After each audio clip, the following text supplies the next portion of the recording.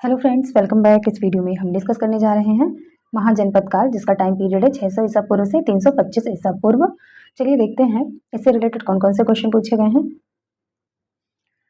पहला क्वेश्चन है, सूची 1 को सूची 2 से सुमेलित करना है। महाजनपद दिया है और इनकी राजधानियां दी हुई है। ठीक है, इसमें पहला दिया है गांधार। गांधार की राजधानी क्या थी? तक्षशिला थी।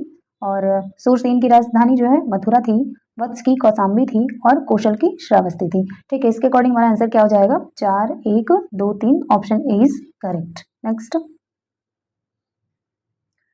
नेक्स्ट क्वेश्चन है, हर्यक वंश के किस शासक को कुड़िक कहा जाता था? तो कुड़िक किसे कहा जाता था? अजातशत्रु को कुड़िक कहा जाता था। Option C is correct. Next है, किस शासक ने गंगा एवं सोन नदियों के संगम पर पाटलिपुत्र नामक नगर की स्थापना की थी? हमारा आंसर क्या सही हो जाएगा? Option B is correct, Udayan ने की थी। ठीक है, अगला है, शिशु नागवंश का वह कौन सा शासक था जिसके समय में वैशाली में द्वितीय बौद्ध संगीति का आयोजन किया गया? उसे काकवर्ण के नाम से भी जाना जाता था। तो काकवर्ण जो है किसे कहते थे? Option B is correct, Kalashoka को बोलते थे। नेक्स्ट है, 323 ईसा पूर्व में सिकंदर महान की मृत्यु हुई थी। कहाँ हुई थी? बेबीलोन में। Option B is correct. Next है, सिकंदर महान एवं पोरस, जिसे पूर्व भी कहते थे, की सेनाओं ने निम्नलिखित में से किस नदी के आमने सामने वाले तटों पर पड़ाव डाला हुआ था? तो कौन सी नदी थी? Option B is correct, Jhelum नदी थी। ठीक है, अगला है, किस प्रकार का मृदभांड, जिसे पॉटरी कहते हैं, भारत में द्वितीय नगरीकरण या शहरीकरण के प्रारंभ का प्रतीक माना गया है? हमारा आंसर कैसे हो जाएगा? ऑप्शन सी इज करेक्ट, उत्तरी काली पालिशकृत बर्तन। नेक्स्ट, पाली ग्रंथों में गांव के मुखिया को क्या कहा गया है? गांव के मुखिया को क्या कहा गया है? ऑप्शन बी इज करेक्ट, भोजक या ग्राम भोजक कहा गया है। नेक्स्ट है, उज्जैन का प्राचीन नाम क्या था? उज्जैन का प्राचीन नाम, ऑप्शन इज करेक्ट, अवंतिका था। नेक्स्ट है, नंदवंश का संस्थापक कौन था? तो ऑप्शन इज करेक्ट, महापद्मानंद था। नेक्स्ट है, ग्रीक या यूनानी लेखकों द्वारा किसे अग्रमीज या जैंड्रमीज कहा गया है? तो अग्रमीज या जैंड्रमीज किसे कहा गया है? Option D is correct, Ghananand को कहा गया है। नेक्स्ट है, प्राचीन भारत में पहला विदेशी आक्रमण किनके द्वारा किया गया था? तो हमारा आंसर क्या सही हो जाएगा? ऑप्शन ए इज करेक्ट, ईरानियों द्वारा। अगला है, प्राचीन भारत में दूसरा विदेशी आक्रमण एवं पहला यूरोपीय आक्रमण किनके द्वारा किया गया? ऑप्शन बी इज करेक्ट, यूनानियों द्वारा किया गया था। अगला है, ईरान के हखमनी वंश के किस शासक ने भारतीय भूभाग को जीतने के बाद उसे फारस साम्राज्य का 20वां प्रांत या क्षत्रपी बनाया था? तो किसने बनाया था?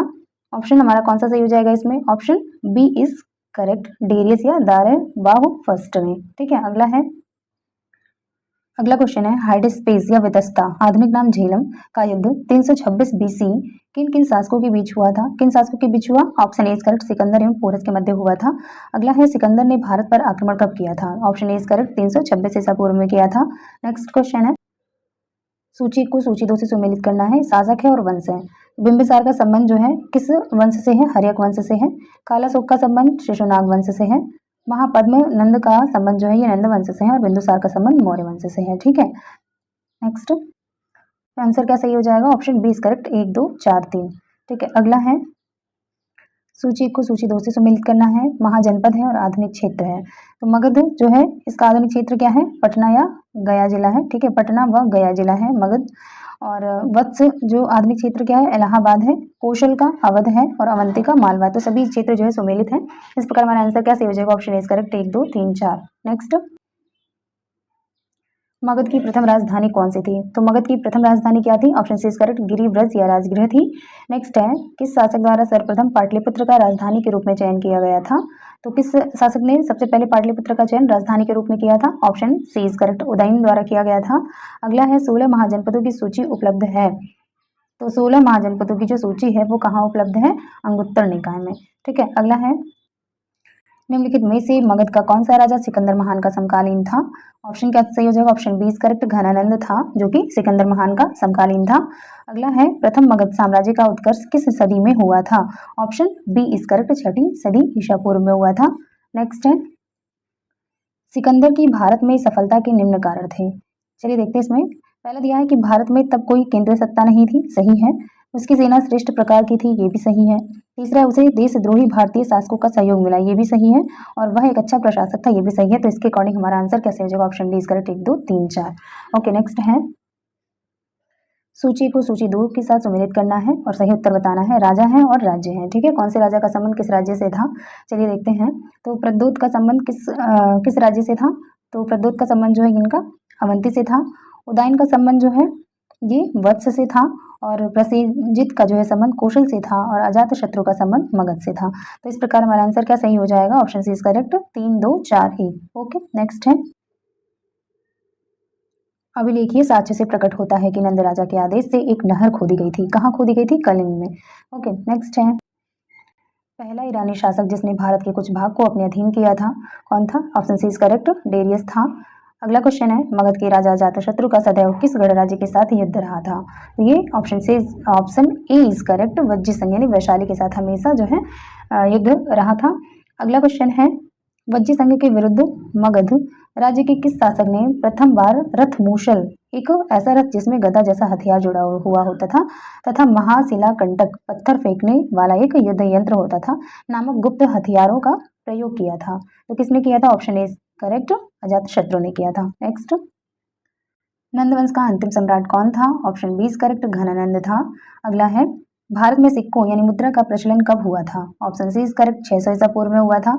अगला है निम्न राजाओं पर विचार कीजिए, अजातशत्रु, बिंदुसार और प्रसेनजित। कह रहा है इनमें से कौन कौन बुद्ध के समकालीन थे? आंसर कैसे हो जाएगा? ऑप्शन सी इज करेक्ट, 1 और 3 जो है, 1 और 3 यानी अजातशत्रु, प्रसेनजित जो है ये बुद्ध के समकालीन थे। ठीक है, अगला है 6ठी सदी ईसा पूर्व के दौरान बड़े राज्य के उदय का मुख्य कारण क्या था? Option A is correct, Uttar Pradesh और बिहार में व्यापक पैमाने पर लोहे का उपयोग करना था। अगला है मगध सम्राट बिंबिसार ने अपने राजवैद्य जीवक को किस राज्य के राजा की चिकित्सा के लिए भेजा था? तो अवंती के राजा की चिकित्सा के लिए भेजा था मगध सम्राट बिंबिसार ने अपने राजवैद्य जीवक को। ठीक है, तो नाम याद रखिएगा, इंपॉर्टेंट है। नेक्स्ट है किस शासक ने अवंती को जीतकर मगध का हिस्सा बना लिया था? किसने जीता था अवंती को? शिशुनाग ने। नेक्स्ट किस मगध सम्राट ने अंग का विलय अपने राज्य में कर लिया था? Option A is correct, Bimbisara ने कर लिया था। नेक्स्ट है शिशुनाग ने किस राज्य का विलय मगध साम्राज्य में नहीं किया था? किसका नहीं किया था? Option D is correct, Kashi का नहीं किया था। अगला है काशी और लिच्छवी का विलय मगध साम्राज्य में किसने किया था? Option B is correct, Ajatashatru ने किया था। नेक्स्ट है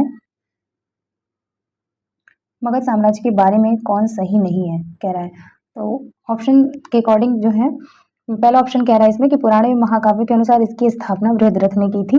सेकंड है महापद्नंद ने इसे सर्वाधिक विस्तार प्रदान किया तथा सर्व छत्रांतक क्षत्रियों का अंत करने वाला एवं एक राट की उपाधि धारण की। सी है गिरिव्रज राजगृह पाटलिपुत्र एवं वैशाली क्रम से इसकी 4 राजधानियां बनी। और ऑप्शन डी है इनमें से कोई नहीं। तो कह रहे हैं इसमें कौन सा सही नहीं है? तो ऑप्शन डी इज करेक्ट, इनमें से कोई नहीं सही नहीं है। ठीक है, अगला है सिकंदर के आक्रमण के समय उत्तर भारत पर निम्नलिखित राजवंशों में से किस एक का शासन था?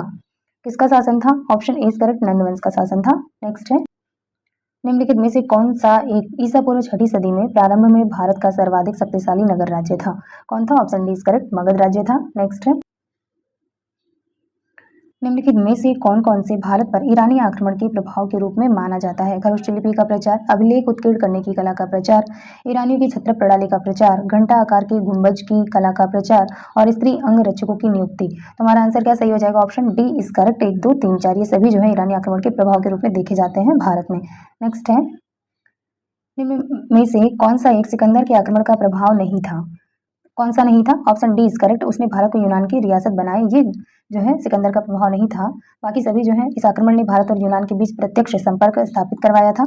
इस आक्रमण ने पश्चिमोत्तर भारत में यूनानियों की स्थापना का मार्ग प्रशस्त किया था और सिकंदर अनेक उपनिवेशों की स्थापना के लिए उत्तरदायी था। ये सभी आक्रमण के प्रभाव थे, लेकिन उसने भारत को यूनान की रियासत बनाई, ये प्रभाव नहीं था। अगला है निम्नलिखित में से किस राज्य में गणतंत्रात्मक शासन व्यवस्था नहीं थी? किसमें नहीं थी? Option D is correct, Magadh में नहीं थी। अगला है निम्नलिखित में से किसे सेनिया क्या होता था? नियमित और अस्थायी सेना रखने वाले को क्या कहते थे? सेनिया कहते थे, कहा जाता था। तो सेनिया किसे कहा जाता था? हमारा आंसर क्या सही हो जाएगा? Option A is correct, Bimbisara को सेनिया कहा जाता था। नेक्स्ट है निम्नलिखित में से किसे उग्रसेन या भयानक सेना का स्वामी कहा जाता था? उग्रसेन यानी भयानक सेना का स्वामी कहा जाता था। किसे कहा जाता था? महापद्मनंद को। Option A is correct.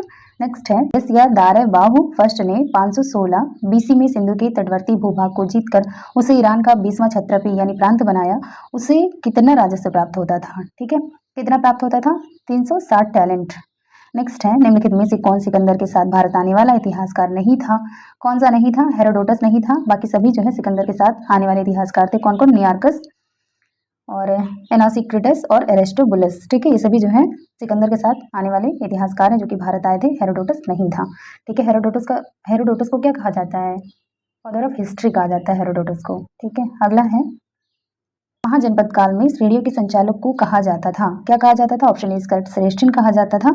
अगला है गृहपति या गृहपति का अर्थ क्या होता है? तो धनिक किसान, ऑप्शन इज करेक्ट। नेक्स्ट, सूची को सूची 2 से सुमेलित कीजिए। इसमें क्या दिया हुआ है? अष्टकुलक। अष्टकुलक इसमें बताना है कि किस चीज का संबंध किससे था, ठीक है। तो अष्टकुलक का संबंध क्या होता था? अष्टकुलक क्या था? एक परामर्शदायी संस्था थी। अगला है महामात्र क्या हुआ करते थे? उच्च कोटि के अधिकारी थे महामात्र। और बलि साधक क्या थे? किसानों से कर वसूल करने वाला अधिकारी होता था बलि साधक। और शौल्किक या शुल्काध्यक्ष कौन होता था? शिल्पियों व व्यापारियों से शुल्क या चुंगी वसूलने वाला अधिकारी शौल्किक या शुल्काध्यक्ष कहलाता था। वेरी इंपॉर्टेंट क्वेश्चन है, अक्सर ये रिपीट करता है, ठीक है। तो इस प्रकार हमारा आंसर क्या सही हो जाएगा? Option is correct, 1 2 3 4। Next, Magadh के किस प्रारंभिक शासक ने राज्यारोहण के लिए अपने पिता की हत्या की एवं इसी कारणवश अपने पुत्र द्वारा मारा गया था? कौन था? Option B is correct, Ajatashatru था।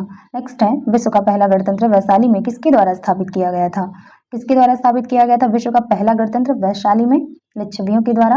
नेक्स्ट है, सूची को सूची 2 से सुमेलित करना है, सही उत्तर बताना। महाजनपद और राजधानी है, ठीक है। तो कुरु की राजधानी क्या थी? कुरु की राजधानी इंद्रप्रस्थ थी। पांचाल